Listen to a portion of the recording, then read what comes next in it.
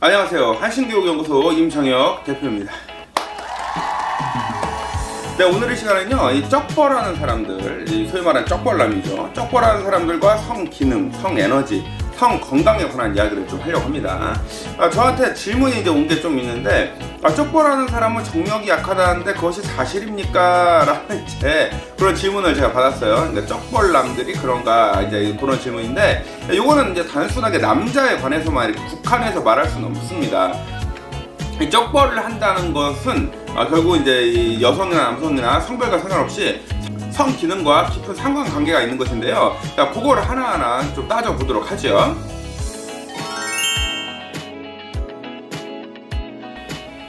우선 저는 쩍벌하는 사람들을 보면서 몇 가지 생각을 하게 됩니다. 첫 번째는 역시 매너에 관한 이야기죠. 여러분 광고도 있잖아요. Manners makes 있잖아요, 이런 거, 그죠?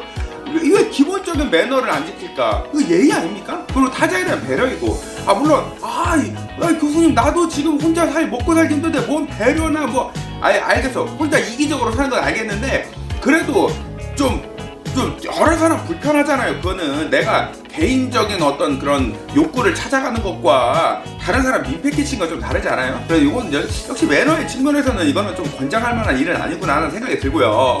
그리고 두 번째,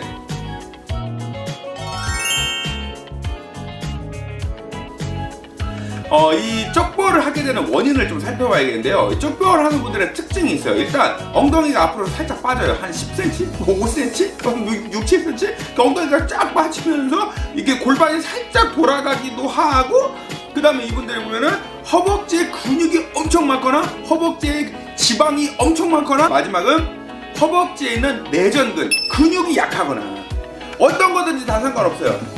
허벅지 근육이 워낙 많아가지고 이게 붙질 않는다라고 한다면, 그러면 이분은 성건강, 성기능에 큰 영향은 없을 겁니다.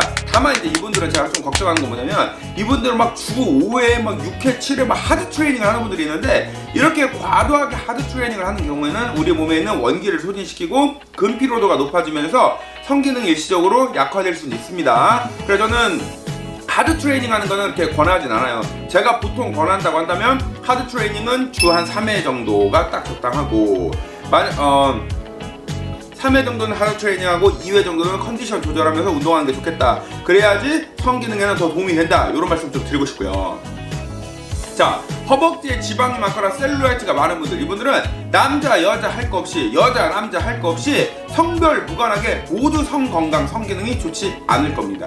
왜 그러냐면 결국은 우리가 이제 성 감각을 살리는데 핵심적인 요소는 뭐냐?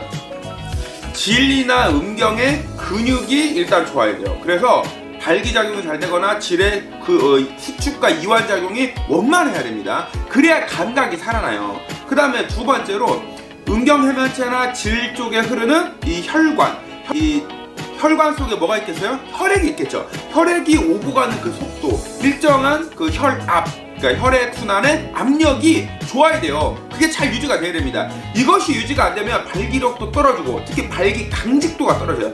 이게 안 되는 거예요. 그래서 어떻게 되냐면 발기가 되는데 발기 지속이 못하고 금방 꺾여버리는 이런 현상이 발생을 하는 거죠. 그 여성의 경우는 어떠냐? 질근육이 완전히 수축이 되지 않는 거예요. 그리고 질 감각이 살아나질 않아요. 그러다 보면 나도 모르게 요실금이 발생할 수도 있고요. 특히 자연분만을 경험한 여성의 경우는 이 요실금 현상이 아주 흔하게 발생하잖아요. 특히 2명이나 3명 정도 출산을 경험하면 그렇게 되거든요. 그래서 이런 분들에게 주로 제가 권하는 운동은 역시 성기능, 성에너지 유지에서 가장 핵심적인 거는 하체 운동이다. 하체 운동이 가장 중요하다라고 말씀드리면서 제가 주로 뭘 권하냐? 스쿼트를 권해요. 그런데 여러분, 이런 건 있어요. 스쿼트를 하면 허벅지 전체의 근육이 이제 단단해지고 자극이 되니까 제가 이걸 권장을 하긴 합니다만, 엄밀히 말하면 허벅지 안쪽에 그 내전근을 강화시키는 게 중요해요. 그래서 스쿼트를 통해서 허벅지 전체적인 근력량도 높이고, 그렇게 기초대사량도 높이는 거예요. 그리고 온몸의 중심을 잡아주는 겁니다. 스쿼트를 하면 단순히 허벅지만 좋아지는 게 아니라 우리 몸에는 코어 근육을 같이 잡는다고요. 코어 근육을 잡아주면 몸 전체의 밸런스가 살아나고 감각도 살아날 수 있거든요. 그래서 제가 스쿼트를 권하는데, 동시에 뭘 해야 되냐면 내전근 운동을 같이 해줘야 됩니다. 이거를 하면 더욱 효과가 배가 된다. 그리고 제가 또 하나 손에 꼽는 가장 좋은 운동은 역시 러닝이에요. 달리기입니다. 러닝이야말로 가장 좋은 운동 중에 하나예요. 이 달리기를 하게 되면, 근데 이거 막 너무 막 전력 질주하는 이런 거 말고요, 가벼운 조깅 있잖아요. 예. 아우 교수님 저는 조깅이 어려워요. 그러면은 속보 빨리 걷기도 괜찮아요. 아 저는 속보도 힘들어요. 빨리 걷는 것도 부담됩니다. 이런 분들은 그냥 걸으시면 돼요. 그냥 걸으면 돼요. 이거 왜 이걸 얘기를 하냐면, 사실 이제 우리가 이 성기능, 성에너지, 성건강 유지를 하는 데 있어서는 허벅지 근육만 강화시킨다고, 내전근만 강화시킨다고 되는 게 아니라 발끝까지 이르는 전반적인 혈액순환 자체가 개선이 되어야 돼요. 그리고 이 다리 하체에 산소량도 풍부해져야 되고, 세포 하나하나의 감각도 같이 살아나야 되는 겁니다. 그럼 여러분, 우리 몸에 있는 장기 중에 가장 이 성기능, 성에너지 유지에 있어서 핵심적인 장기가 어디겠어요? 그게 심장인 거예요.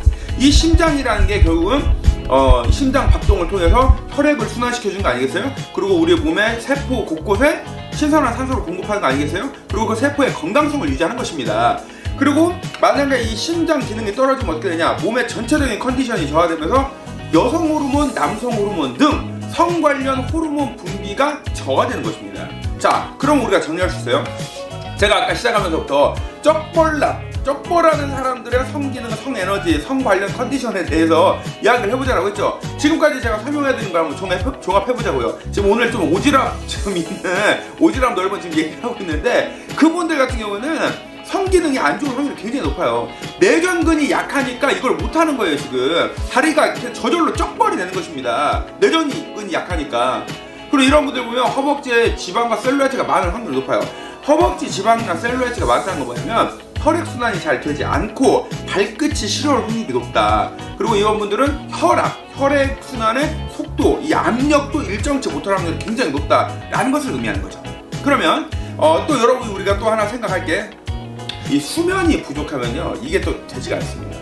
수면이 부족하면 확실히 또 문제가 생겨요. 수면으로 신체 조절도 하고 스트레스 해소가 같이 돼야 됩니다.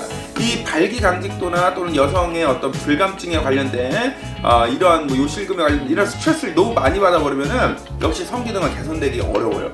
그러면 우리가 성기능을 개선시키고 또 좋게 만들고 하려면 어떻게 되겠어요? 마음을 편히 가져야 돼요. 내가 오히려 이럴 때일수록 맛있는 것도 많이 먹고, 특히 고단백으로 식사를 하면서, 기름기 많은 거 안 됩니다. 이거 고지방 안 돼요. 술, 담배 진짜 최악이에요.